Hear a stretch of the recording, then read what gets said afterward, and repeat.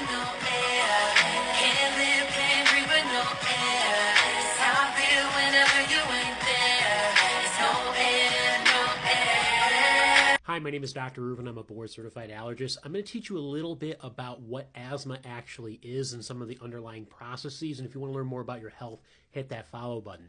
Asthma is a chronic lung disease, meaning that the symptoms come and go, last for a very long time. Unfortunately, most people who truly have asthma do not actually outgrow it, and it's characterized by a few issues. The immune system is hypersensitive to the general environment and leads to inflammation in the lower airways. And so it can be sensitive to things like change in weather, cold air, getting sick, allergens, strong scents, tobacco smoke, multiple issues that could be involved.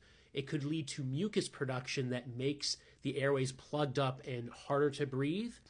And you could also have these smooth muscles that surround the airway contract, leading to bronchospasm, or also known as bronchoconstriction.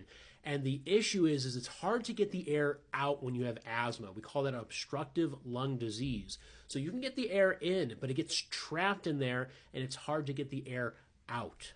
When you hear somebody talk about a medicine that helps with asthma symptoms that's a rescue inhaler, that typically involves a medicine called albuterol, which basically relaxes the muscles of the airways to open it up, and we call that a bronchodilator.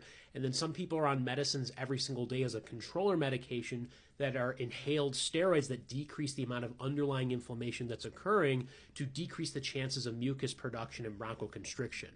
Some of the pillars of asthma management involves identifying and reducing exposure to asthma triggers, understanding the severity of asthma, and tailoring that treatment to making sure that you know how to take the medicine, which ones to take, and when, and making sure that you're following up with your doctor regularly to get testing and figuring out if that strategy is working best for you moving forward. It would be great if we can decrease the amount of medication that you may need, but that does require seeing a doctor on a regular basis.